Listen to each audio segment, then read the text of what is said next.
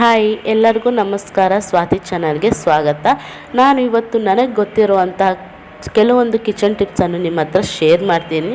ನಿಮಗೆ ಈ ವಿಡಿಯೋ ಇಷ್ಟವಾದಲ್ಲಿ ಒಂದು ಲೈಕನ್ನು ಮಾಡಿ, ಶೇರ್ ಮಾಡಿ, ನನ್ನ ಚಾನಲನ್ನು ಸಬ್ಸ್ಕ್ರೈಬ್ ಮಾಡಿ.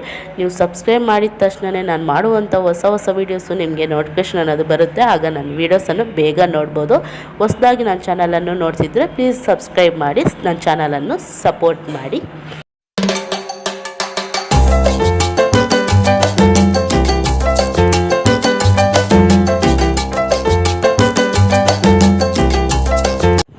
ನಿಮಗೆ ಈ ವಿಡಿಯೋ ಇಷ್ಟವಾದಲ್ಲಿ ಒಂದು ಲೈಕ್ ಮಾಡಿ, ನನ್ನ ಚಾನಲನ್ನು ಸಬ್ಸ್ಕ್ರೈಬ್ ಮಾಡಿ.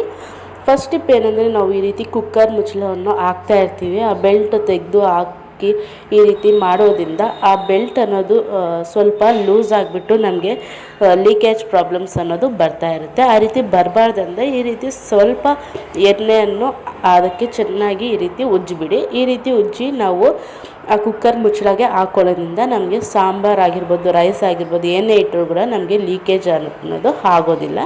ಈ ರೀತಿ ಒಂದು ಸಾರಿ ಟ್ರೈ ಮಾಡಿ ನೋಡಿ, ತುಂಬಾ ಯೂಸ್ಫುಲ್ ಆಗುತ್ತೆ. ಇದು ಏನಕ್ಕೆ ಲೂಸ್ ಆಗುತ್ತಂದರೆ, ನಾವು ತೊಳೆಯುವಾಗ ಈ ರೀತಿ ತೆಗೆಯೋದು ಹಾಕೋದು ಈ ರೀತಿ ಮಾಡ್ತಾ ಇರ್ತೀವಲ್ಲ, ಆ ಬೆಲ್ಟ್ ಸ್ವಲ್ಪ ಲೂಸ್ ಆಗುತ್ತೆ. ಆ ಬೆಲ್ಟ್ ಮತ್ತೆ ಟೈಟಾಗಿ ಬರಬೇಕಂದ್ರೆ ಈ ರೀತಿ ಸ್ವಲ್ಪ ಎಣ್ಣೆಯನ್ನು ಹಾಕಿಬಿಟ್ಟು ಯೂಸ್ ಮಾಡ್ಕೊಳ್ಳಿ, ತುಂಬಾ ಯೂಸ್ ಆಗುತ್ತೆ. ನೆಕ್ಸ್ಟ್ ಟಿಪ್ ಬಂದುಬಿಟ್ಟು, ನಾವು ಈ ರೀತಿ ಸ್ಪೂನ್ಸು 2 ಸ್ಪೂನ್ಸು ಇಲ್ಲಾಂದರೆ ಸ್ಪೋಕ್ ಅದು ತಗೋಬೋದು.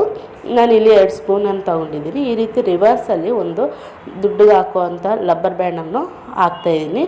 ಇದು ಏನಕ್ಕೆ ಆಗ್ತಾಯಿದೆ ಅಂತ ಮುಂದೆ ನೋಡಿ. ಈ ಟಿಪ್ ಕೂಡ ತುಂಬಾ ಯೂಸ್ ಆಗುತ್ತೆ.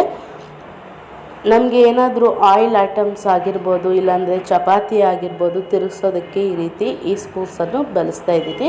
ನೋಡಿ, ಈ ರೀತಿ ಚಪಾತಿ ಮಾಡುವಾಗ ಏನಾದರೂ ಆ ಸ್ಪೂನ್ ಇಲ್ಲ ಅಂದರೆ ಈ ರೀತಿ ನಾವು ಆ ಚಪಾತಿಯನ್ನು ಈ ರೀತಿ ತಿರುಗಿಸ್ಬೋದು.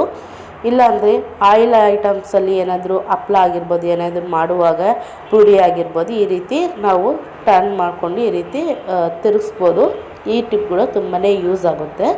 ನೀವು ಒಂದ್ಸಲ ಟ್ರೈ ಮಾಡಿ ನೋಡಿ. ನಮಗೆ ಆ ರೀತಿ ಸ್ಪೂನ್ಸ್ ಇಲ್ಲ ಅಂದಾಗ ಈ ರೀತಿ ಸ್ಪೂನ್ಸ್ಗೆ ರಬ್ಬರ್ ಬ್ಯಾಂಡನ್ನು ಹಾಕಿ ಇಟ್ಕೊಳ್ಳಿ.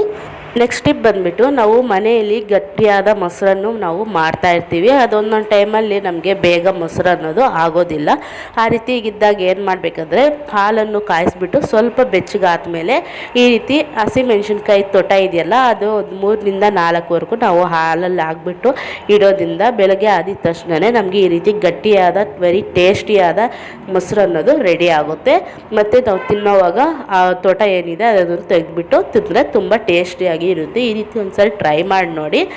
ಮತ್ತು ನಮಗೆ ಬಾತ್ರೂಮಲ್ಲಿ ಮತ್ತು ಶಿಂಕ್ ಪೈಪ್ ಹತ್ರ ತುಂಬ ಜಾಸ್ತಿ ಜಿರಳೆಗಳಿರುತ್ತೆ. ಆ ಜಿರಳೆಗಳು ಹೋಗಬೇಕು ಮತ್ತು ಬರಬಾರ್ದು ಅಂದರೆ ಈ ಲಿಕ್ವಿಡನ್ನು ಸ್ವಲ್ಪ ಹಾಕಿ ಈ ಟಿಪ್ಪನ್ನು ನೀವು ಯೂಸ್ ಮಾಡೋದ್ರಿಂದ ಜಿರಳೆಗಳನ್ನೋದು ಮತ್ತೆ ಬರೋದಿಲ್ಲ.